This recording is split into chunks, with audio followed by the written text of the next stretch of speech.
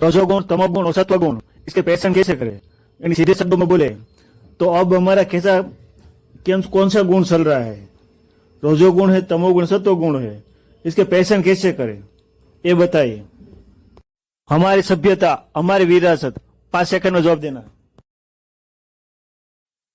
दोस्तों, लोभ, लालच और विषय वासना जब बढ़ती है तो पहचान होती है कि रजोगुण बढ़ गया है, और देहाभिमान, प्रमाद और निंद्रा जब बढ़ती है तो हम जान सकते हैं कि तमोगुण बढ़ गया है, और ज्ञान और वैराग्य जैसे भाव हमारे में ज्यादा प्रज्वलित होते हैं तब हम समझ सकते हैं कि अब सत्वगुण हमारे में ज्यादा है।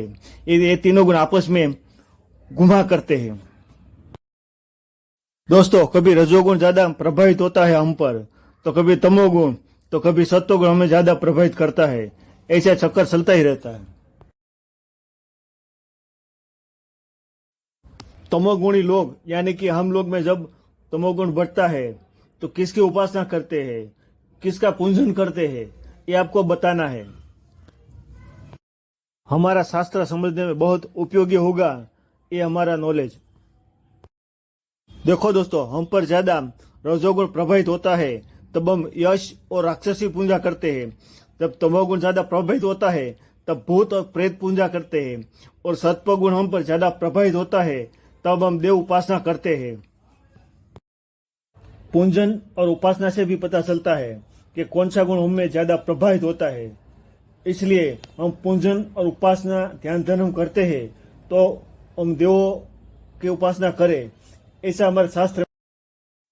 रजोगुणी लोग कैसा आहार लेना पसंद करते हैं।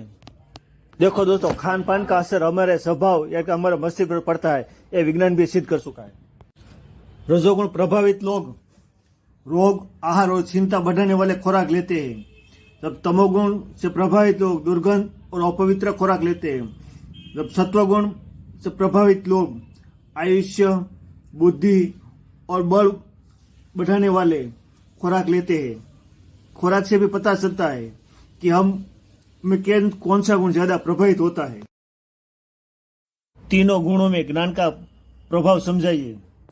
रजोगुण, सत्वगुण और तमोगुण का हमारा ज्ञान पर कैसा प्रभाव पड़ता है, यानी कि कैसा प्रभाव रहता है, ये आपको बताना है। इस सवाल में आपके पास सोचने के लिए 5 सेकंड का टाइम है। बीच में वीडियो रोककर सोच भी सकते हैं। कमेंट बॉक्स में जवाब जरूर दीजिएगा। रजोगुण का प्रभाव हमारे ज्ञान पर निश्रामी का बुद्धि या निर्णायकता की कमी महसूस करवाता है। तमोगुण का प्रभाव शारीरिक आसक्ति पर पड़ता है। सत्वगुणी ज्ञान का प्रभाव ज्ञानवर्धक होता है और सही दिशा में होता है। दोस्तों, आप किसे ज्यादा महत्व देते हो? आप ज्ञान को ज्यादा महत्व देते हो या ज्यादा गुण को महत्व देते हो? जवाब जरूर दीजिएगा। सत्वगुण में कैसा कर्म करते हैं? दोस्तों, यानी कि सत्वगुण हम पर ज्यादा प्रभावित होता है तब हम कैसा कर्म करना ज्यादा पसंद करते हैं और कैसा कर्म करते हैं ये समझाना है। तीनों गुणों का प्रभाव ज्ञान पर भी तो पड़ता ही है और कर्मों पर भी पड़ता है। देखिए, रजोगुण में हम भोग विलास से जुड़े हुए कर्म करते हैं, और तमोगुण बढ़ने से हम हिंसा और क्रूर बन जाते हैं, और सत्वगुण बढ़ने से हम धीरज और सदाचार और समझदार बन जाते हैं। ऐसे गुणों को सत्वगुणी कर्म कहते हैं। रजोगुण, सत्वगुण और तमोगुण का असर हमारा स्वभाव पर कैसा पड़ता है ये आपको बताना है। मानव सभ्यता के लिए महत्वपूर्ण ज्ञान। रजोगुण का असर हमारे स्वभाव पर क्रूर और कपट बढ़ जाता है, और तमोगुण से हमारे स्वभाव पर अभिमान का असर ज्यादा दिखने लगता है, और सत्वगुण का असर हमारे स्वभाव पर सही पड़ता है, यानी कि धैर्य बढ़ जाता है और कार्य सिद्धि करने वाली हमारी सोच है वो बढ़ जाती है, हमारे काम है वो सिद्ध हो जाते हैं। दोस्तों, 7वें सवाल में आपको ओम तत्सत का मतलब समझाना है कि उसका मतलब क्या होता है। हमारी संस्कृति, हमारी विरासत, हमारी चैनल देखते रहिए। ओम यानी परमात्मा का नाम का एकाक्षरी उच्चारण। तत् का मतलब होता है यह सब कुछ परमात्मा का है, और सत का मतलब होता है परमात्मा का सर्वश्रेष्ठ है। परमात्मा का नाम ही सत्य भाव युक्त है। इस व्याख्या को आसान शब्दों में बोले तो हम जो भी कार्य करें वो परमात्मा के प्रीति अर्थे करना चाहिए। 8वें सवाल में आपको दोषयुक्त मनोभाव समझाना है, यानी कि श्रीमद् गीता जी किन किन मनोभाव को दोषित मानता है, यानी कि कौन कौन से मनोभावों को नहीं करना चाहिए, इसके ऊपर कंट्रोल रखना चाहिए, ऐसे भाव समझाने हैं, इसका नाम देना है। हम में अच्छे ख्याल तो कभी बुरे ख्याल, ऐसा चक्कर चलता ही रहता। दोस्तों, भय, क्रोध और मद दोषयुक्त मनोभाव माने गए हैं, जबकि निंद्रा और शंका ऐसे भाव है कि कभी दोष युक्त होता है तो कभी दोष मुक्त होता है। वो तो सबकी स्थिति पर डिपेंड करता है। कुदरती आवेग के बारे में बताइए। बाढ़ और भूकंप ये सब वातावरण के आवेग है, वो कुदरती ही है, पर आपको मन के आवेग के बारे में बताना है। कुछ आवेग ऐसे होते हैं जो मन के आवेग होते हैं, जो हम न चाहकर भी हमारे मन पर हमला करते हैं, हमको झेलना ही पड़ता है।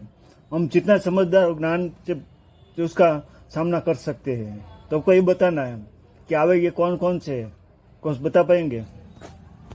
मानव सभ्यता का हमदम, मानव सभ्यता का दोस्त, मानव सभ्यता का सारथी श्री कृष्ण भक्ति। कुछ आवेग ऐसे है जो मन की आवेग है, हम मन के आवेग के बारे में सोच रहे हैं। कुल 13 प्रकार के मन की आवेग है, जैसे कि भूख, तरस, हास्य, रुदन, मलत्याग, मूत्र, कामवेग, वाछूट, नींद, उधरस, उल्टी, बंगासु, ऐसे 13 प्रकार के वेग है जो हमारे मन से जुड़े होते हैं। दोस्तों, 10वें सवाल में आपको प्रेरणादायक विचार रखने हैं। भगवान श्री कृष्ण ने श्रीमद् गीता जी में पूरी मानव सभ्यता के लिए आदर्श और प्रेरणादायी विचार रखा है। तो दोस्तों, आप बता पाएंगे कि आप सोच पाएंगे कि प्रेरणादायक विचार कैसे है, कौन कौन से है, क्या है? प्रयत्न तो करिए, कमेंट बॉक्स में जवाब तो दीजिए। जो पूरी मानव सभ्यता के लिए आदर्श हो और प्रेरणादायी हो, कुछ सुझाव रखेंगे। भगवान श्री कृष्ण विश्व के सबसे पहले मोटिवेशन स्पीकर होंगे। आप क्या मानते हैं? मैं तो यही मानता हूँ। कुछ प्रेरणादायी विचार मैंने रखे हैं। हिंसा और गंदगी नहीं करनी चाहिए, नफरत और व्याज नहीं लेना चाहिए, ज्यादा से ज्यादा पौधे लगे जैसे कि हरियाली बढ़े। कुछ सुझाव मैंने अपनी ओर से रखे हैं। आपने अपने सुझाव कमेंट बॉक्स में लिखना है। दोस्तों, जरूर जवाब दीजिएगा, इंतजार रहेगा।